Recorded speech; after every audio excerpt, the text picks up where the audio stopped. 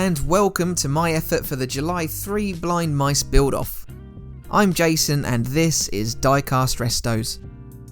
All builders in this month's build-off are customising Hot Wheels' well-executed recreation of the Porsche 917 LH. Castings were first released in 2018 in a number of liveries based on their real-world counterparts. This one I've picked up from eBay in a used but pretty mint condition.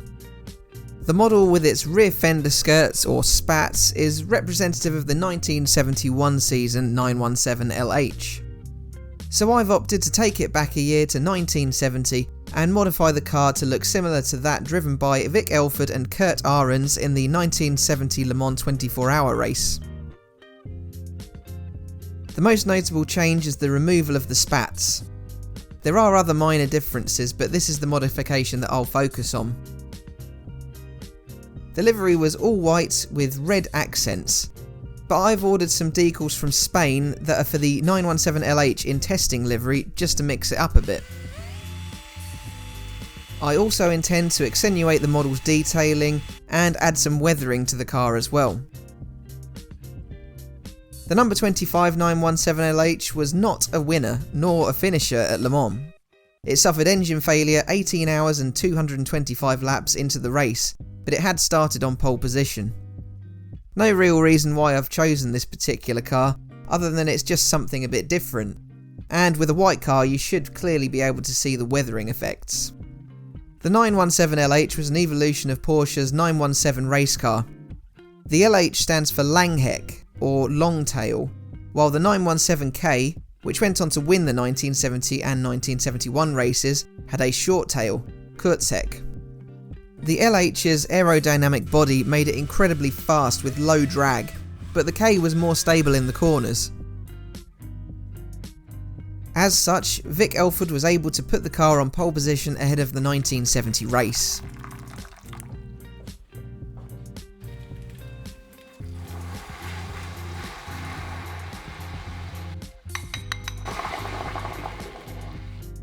Early in the race, Elford alternated trading places with Joe Siffert's 917K. Through the night, a slow puncture caused handling problems for the Elford Ahrens car, and they dropped to 5th after a pit stop, before regaining 3rd place, and then 2nd by 6 AM. By 8:30 AM, Elford suffered engine problems and the car was retired.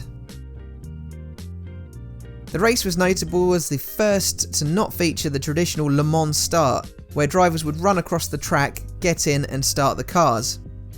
It was also filmed for the Steve McQueen Le Mans movie. Here I begin to work on removing the wheel coverings, but I quickly realise that I'm not using the correct tool. After getting nowhere fast, I make progress by using a much more aggressive cutting bit.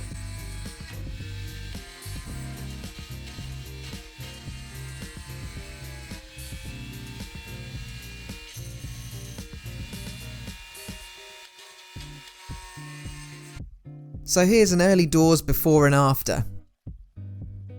The basic shape's there, but it needs refinement. Now I can more appropriately use my grinding stone to smooth off those harsh edges.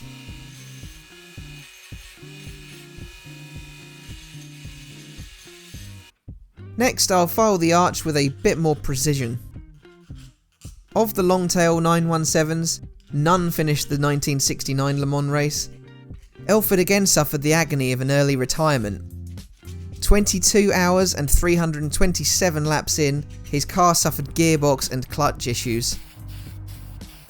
The number 3 Martini LH finished 2nd to a 917K by 5 laps in the 1970 race, while all 3 longtails suffered mechanical failure in 1971. You could say the 917 LH wasn't lavished with success, but it certainly was a good looking machine.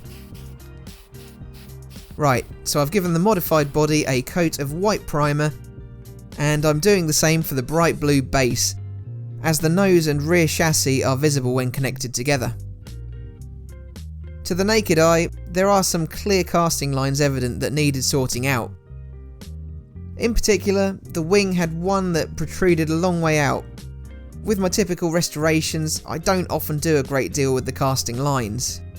I leave them as the manufacturer intended, as ugly as they may be at times. I think they added a degree of character to the casting, especially on the older models.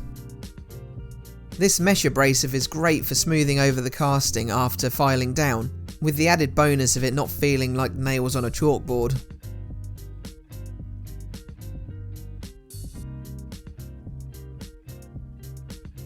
With that, I'm pretty pleased with how the 917LH looks.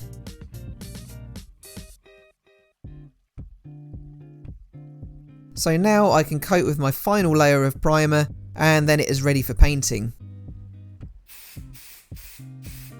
It's not very interesting watching white paint go on top of white primer, is it? Still, I've noticed how short in supply Tamiya aerosols have been here in the UK lately, especially since March time. Wonder why that could be.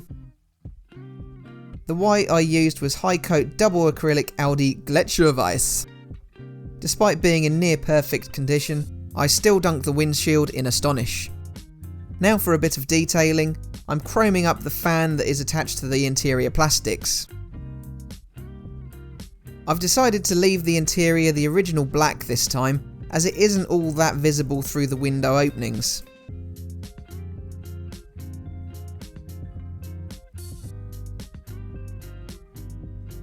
I go to town a bit here with the Citadel Gloss Nuln Oil. This should really bring greater depth to the casting, and the plastic cutouts on the base here too. Then with my fine brush, I paint along each of the indentations. I think this makes a huge difference in the levels of realism. The great thing about this oil is that you can dab off any mistakes and carry on. It stays wet for a while, so you can easily add or remove the oil where required.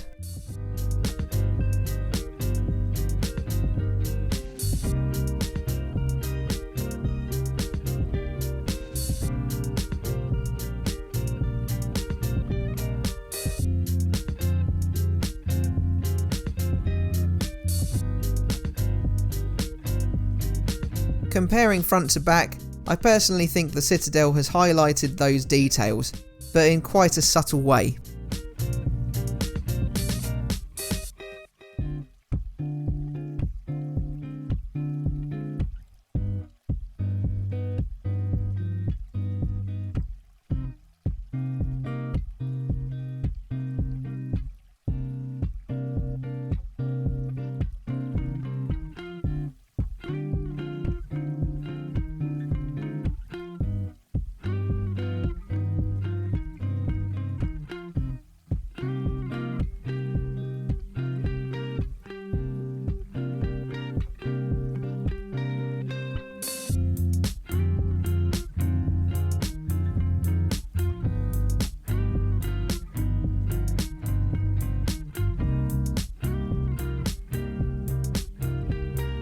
So here's a closer view of the casting now it's been bathed in Citadel.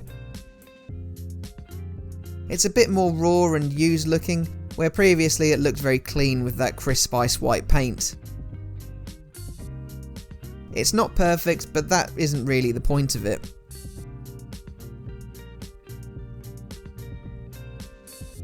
Now by this point I was becoming deeply concerned, as my decal order from Spain, placed on the 17th of June, still hadn't arrived, and this footage was recorded on Thursday the 23rd.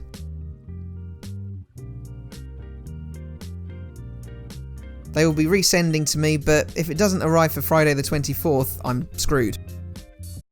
It didn't. So my hand has been forced to cut this video short here, and only show you what I've done so far. Needless to say, I will update my channel once the decals show up. But here is how the Porsche is looking at the moment. So far, I've made those body modifications to remove the wheel coverings.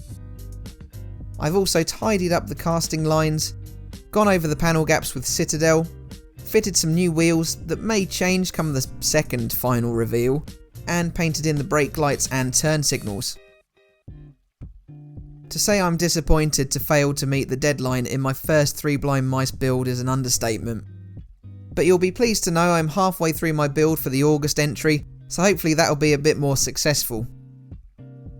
Keep your eyes peeled on my channel for the decal update, And please do like, share, and if you haven't already, subscribe. Thanks for watching, and I'll see you again very shortly for the next one. Bye for now.